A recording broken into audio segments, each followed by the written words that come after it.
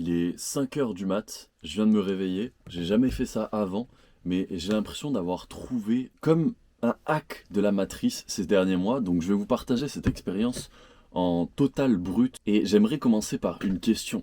Est-ce que tu as déjà, en tant qu'homme, expérimenté une phase de plus de 2 semaines, un mois durant ta vie où t'as pas éjaculé? Depuis que tu as 12 ans, depuis que tu as de l'énergie sexuelle, donc ça varie un petit peu en fonction des hommes, t'as toujours éjaculé pour la branlette ou pour baiser des meufs. Et ça, c'est une caractéristique que nos parents, nos grands-parents, peut-être plus nos grands-parents, n'avaient pas du tout.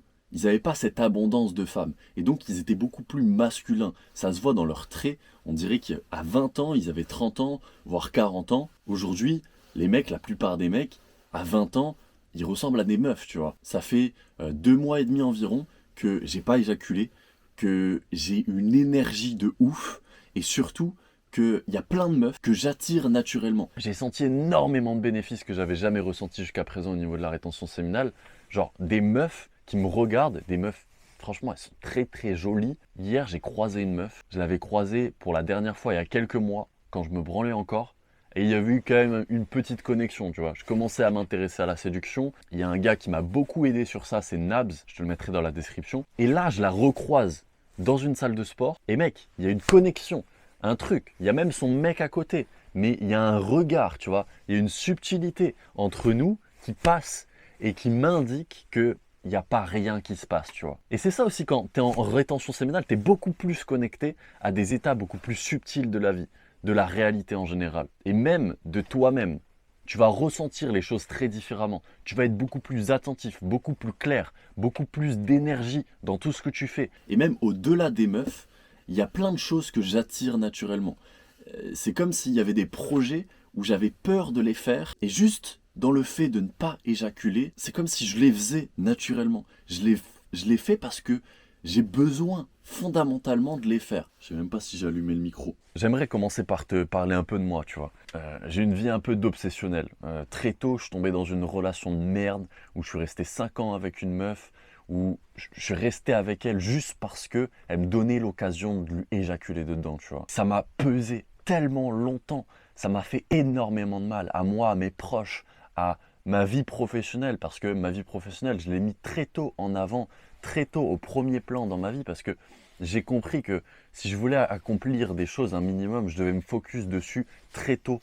Et donc je me suis énormément sacrifié. J'ai beaucoup investi de moi, j'ai beaucoup investi de temps, d'énergie dans mes projets professionnels et ça menait à rien, jamais à rien. J'étais dans la crypto, je suis encore aujourd'hui dans la crypto, même si c'est un secteur qui me dégoûte au plus haut point et je suis en train de transitionner, tu vois, petit à petit depuis que je suis en rétention séminale.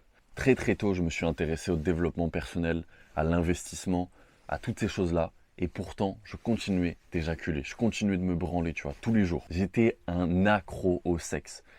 Pour te dire, je suis tombé un jour sur une nymphomane, donc avant cette première fille avec qui je suis resté 5 ans, et je pouvais la baiser 10, 15 fois par jour. Alors qu'aujourd'hui, après plus de 2 mois à ne pas avoir éjaculé, je me sens tellement puissant, je me sens tellement plus en phase avec moi-même, tellement plus clair. Je sens qu'il y a plein de choses qui se débloquent. Et tout ça, j'ai la sensation que c'est lié de très très très près à la rétention séminale. Et cet été, j'ai écrit dessus. Et si tu veux, je vais reprendre mes notes juste pour essayer de t'expliquer mieux ma pensée. Parce que moi, je suis quelqu'un d'assez lent et j'aime bien structurer ma pensée. Ah ouais, j'aimerais démarrer par celle-là.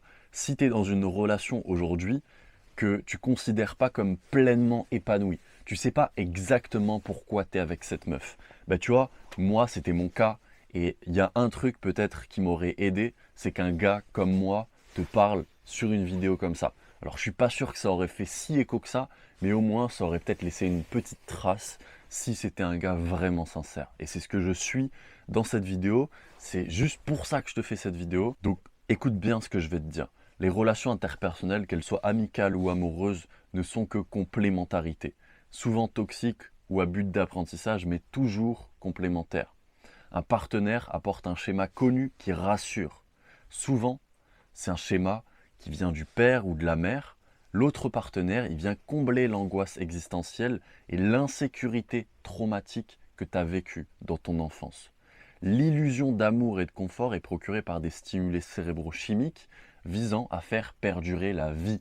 C'est le seul but de la vie, c'est la procréation, c'est la reproduction. Et tu le vois partout quand tu commences à être en rétention séminale, il y a toujours un but de reproduction dans toutes les actions qu'on fait. Que ce soit les hommes ou les femmes. Les femmes pour la sécurité, les hommes pour la domination et la conquête. C'est un truc de malade mental. Et donc faire perdurer la vie, quitte à mettre de côté le bonheur et le développement authentique de l'âme ou de la vie de l'hôte, en fait, de toi. Donc, à propos de ça, j'avais écrit un autre truc. Les mots de l'avoir proviennent toujours des mots de l'être. Je te l'écrirai peut-être parce que ce sera un peu plus clair.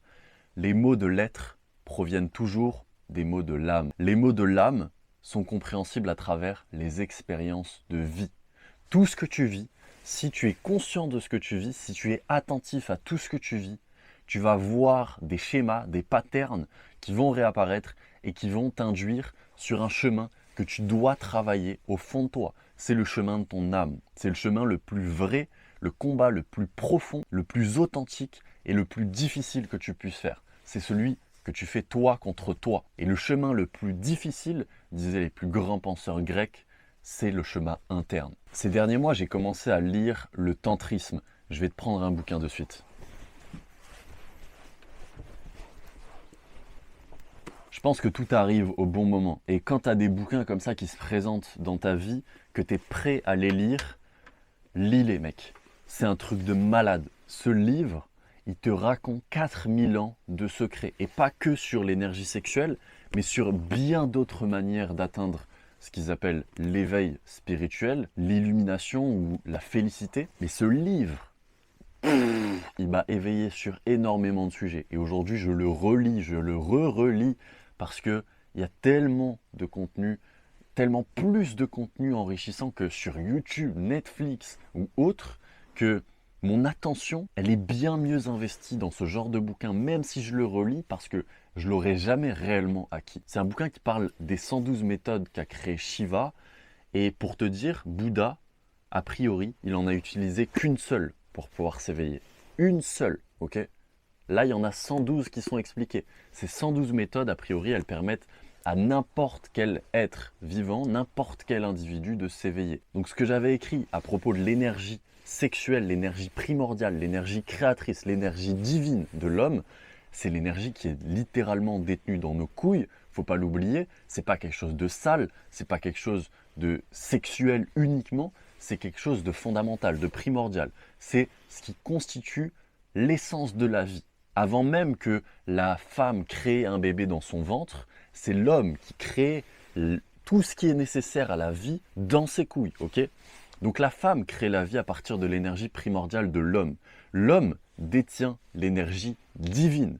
La femme la transforme, d'accord? Et c'est en ça qu'on est complémentaires. Depuis la nuit des temps, si tu regardes, les hommes, ils vont chercher la calorie, comme dirait Frédéric Delavier, tu vois, j'ai son bouquin juste derrière aussi, qui est un grand homme qui a beaucoup écrit sur le sujet aussi, et il apporte cette calorie, cette énergie primordiale à la femme, que ce soit en termes extérieurs ou en termes intérieurs. Donc en termes de nourriture physique et en termes de nourriture spirituelle. Son sperme, c'est de là que débute la vie en fait. Et donc l'homme, d'où il tire cette énergie, tu vois? D'où? Ben, il crée cette énergie à partir de lui-même, à partir de son sang, à partir de ses gènes, à partir de ses calories, de son énergie, de ce qu'il a été puisé lui-même dans le monde physique. Et quand tu comprends ça, ben, tu comprends que si tu gaspilles cette énergie que tu crées à partir de ce que tu consommes à l'extérieur, de toute ta vie, de ton essence même, ben, tu gaspilles ta vie, mec. C'est tout. C'est aussi simple que ça. Et j'ai l'impression que c'est un secret, mec, qui est pas du tout secret, mais qui est utilisé par tous les hommes puissants de cette planète. Et si tu regardes dans les plus grands bouquins, ils en parlent.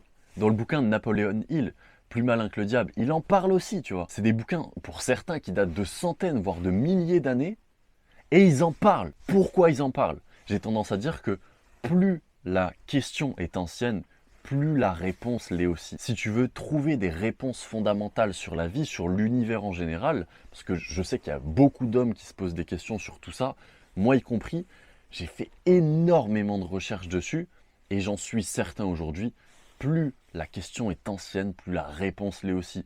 Tu ne vas pas trouver tes réponses dans une toute nouvelle drogue ou tu ne vas pas trouver tes réponses dans du porno. Tu ne vas pas trouver tes réponses dans une toute nouvelle technique de yoga ou une toute nouvelle technique de respiration. Il y a des fondamentaux à tout ça.